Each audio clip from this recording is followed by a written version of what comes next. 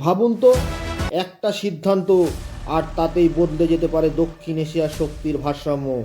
দিল্লির এই পদক্ষেপে কেন অস্বস্তিতে ঢাকা, কাঠমান্ডু, কলম্বো, এমনকি ওয়াশিংটনও? আজ ভারত এমন এক কৌশলীগত সিদ্ধান্তের পথে হাঁটছে, রাজনীতি, নিরাপত্তার বৈশ্বিক সমীকরণ সব কিছু একসঙ্গে নাড়িয়ে দিয়েছে।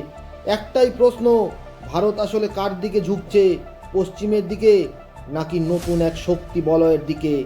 ভিডিওটা শেষ পর্যন্ত দেখুন, কারণ শেষ অংশে আছে সবচেয়ে বড় ক্লু। নমস্কার সুপ্রিয় বাঙালি দর্শক, আমি অভিক, আপনি দেখছেন অভিক নিউজ। আজ আমরা গল্পের মতন করে বুঝবো দিল্লির নতুন সিদ্ধান্ত, প্রতিবেশীদের অস্বস্তি আর ভারতের ভবিষ্যৎ কূটনৈতিক দিক নির্দেশ। সম্প্রতি সময় ভারত একের পর এক বড় সিদ্ধান্ত নিচ্ছে। ইউরোপের সঙ্গে ঘনিষ্ঠতা, মধ্যপ্রাচ্যে সক্রিয় কূটনীতি, প্রতিবেশী দেশগুলোর সঙ্গে চুক্তির শর্ত বদল। এই সিদ্ধান্তগুলো আলাদা আলাদা মনে হলেও ভিতরে ভিতরে আছে একটি বড় ছবি, আর সেই ছবি দেখেই প্রতিবেশীরা অস্বস্তিতে। কেন? কারণ ভারতের অবস্থান বদলালে দক্ষিণ এশিয়ার সব হিসাব বদলে যায়। অস্বস্তির পেছনে মূল তিনটে কারণ রয়েছে। প্রথম কারণ, সামরিক ভারসাম্য। ভারত যদি নতুন জোটে যায় তাহলে ছোট দেশগুলোর কাছে দর কষাকষির ক্ষমতা প্রায় কমে যায়। দ্বিতীয় কারণ, নিরাপত্তা।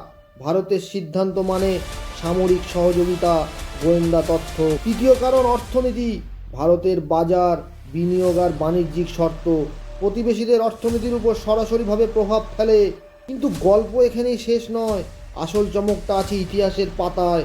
ভারত বরাবরই বলে এসেছে নন অ্যালাইন স্ট্র্যাটেজিক অটোনমি, না পুরো আমেরিকার সঙ্গে, না পুরো রাশিয়া চীনের সঙ্গে। কিন্তু ইতিহাস বলছে যখনই বিশ্বে বড় সংঘাত হয়েছে, ভারত নীরবে নিজের রাস্তা বদলেছে।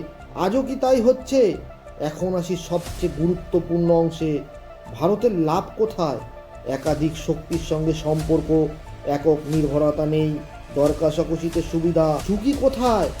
প্রতিবেশীদের বিশ্বাসে ফাটল, আঞ্চলিক উত্তেজনা, কূটনৈতিক চাপ। ভারত এখন এমন জায়গাতে দাঁড়িয়ে, এক পা সামনে মানে বড় সুযোগ, আর এক পা ভুল মানে অস্থিরতা। সব মিলিয়ে প্রশ্নটা আবারও ফিরে আসে, ভারত কার দিকে ঝুঁকছে? উত্তরটা সোজা নয়। ভারত হয়তো কাউকেই পুরোপুরি বেছে নিচ্ছে না, বরং নিজেকেই বেছে নিচ্ছে। কিন্তু এই কৌশলের দাম দিতে হতে পারে। প্রতিবেশীদের সঙ্গে দূরত্ব।